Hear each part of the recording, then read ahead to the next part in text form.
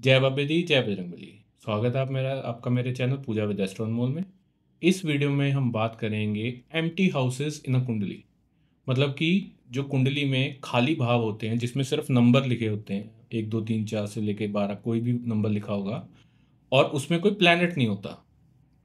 हमारे 12 भाव हैं।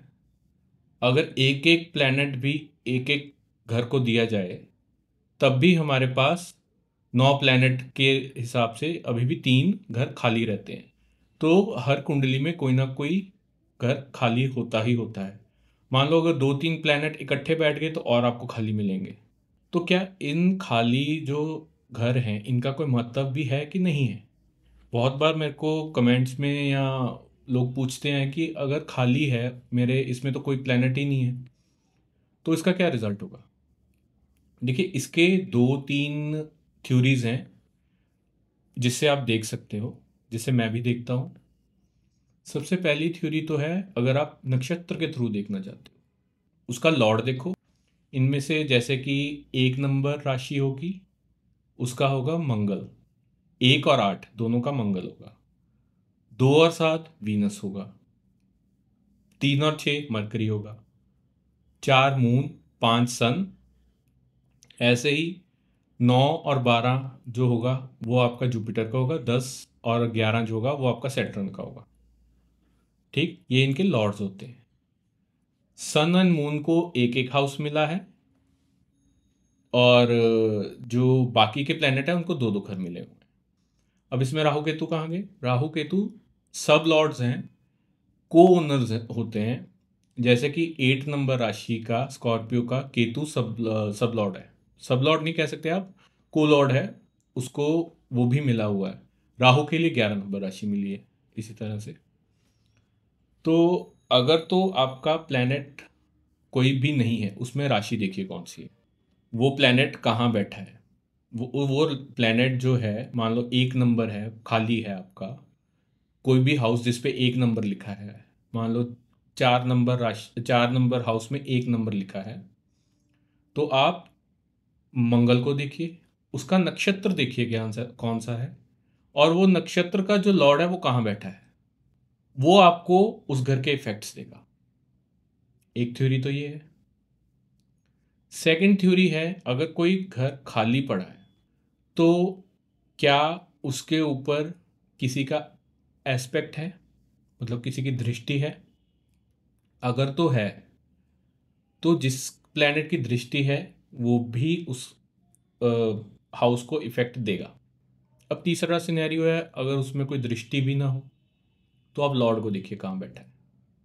मान लो कि पहले का लॉर्ड जो है वो 7th में बैठा है, तो आपको पहले के, तो ये तो दृष्टि हो गई, डायरेक्ट दृष्टि हो गई। मान लो पहले का लॉर्ड जो है वो 5th में बैठा है, तो इस केस में क्या होगा कि आपको जो पहले में इफेक्ट मिलेंगे वो 5th हाउस से जुड़ के मिलेंगे। एक ये थ्योरी है। अगर आपने और माइन्यूट लेवल पे जाना है तो एक बहुत अच्छी थ्योरी है ट्रांजिट की। मान लो कोई घर 4th हाउस है, 4th हाउस में 4 नंबर राशि लिखी है, मून लिखा है। अब 4th हाउस मतलब कि जहाँ पे 4 नंबर लिखा है उसके ऊपर जो ट्रांजिट होगा, गोचर जो होगा जिस प्लैनेट का, वो इफेक्ट डालेगा उस हाउस के ऊपर। तो गोचर और ट्रांजिट भी बहुत ज़्यादा इफेक्ट देते हैं। इन चीज़ का ध्यान रखना, गोचर और ट्रांजिट में, गोचर और ट्रांजिट सेम चीज़ ही है, ये इफेक्ट डालेंगे। मान लो 10th हाउस है, 10th हाउस के ऊपर आपका केतु आ गया। अब बहुत बार सोचते हैं हम कि केतु अगर 10th हाउस में आता है तो बंदा अपनी जॉब से डिटैच होना शुरू हो जाता है। डिटैच नहीं होगा बट आपको वरी होनी शुरू हो जाएगी, कहीं मेरी जॉब तो नहीं चलेगी। ऐसे ही 8th हाउस है, 8th हाउस के ऊपर अगर सैटर्न या कोई ऐसा प्लेनेट आता है, कोई मारक प्लेनेट आता है, तो आपको यही घबराहट होने लग जाएगी कि क्या मैं मरने वाला हूँ, जैसे बहुत लोगों को होती है।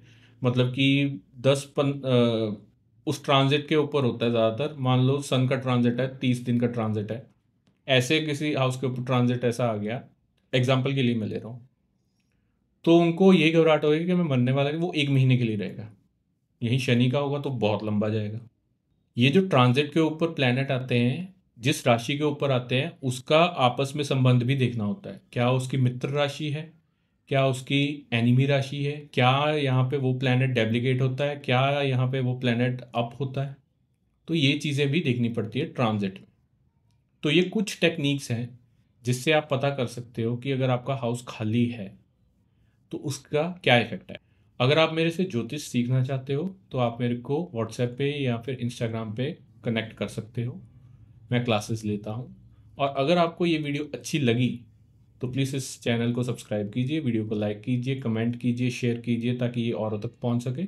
मेरा चैनल छोटा है, इसको ग्रो करने के लिए मेरी थोड़ी सी हेल्प कीजिए ताकि मैं आपके लिए और अच्छी अच्छी वीडियो ला सकूँ। मिलते हैं नेक्स्ट वीडियो में, तब तक के लिए जय बाबे दी, जय बजरंगबली।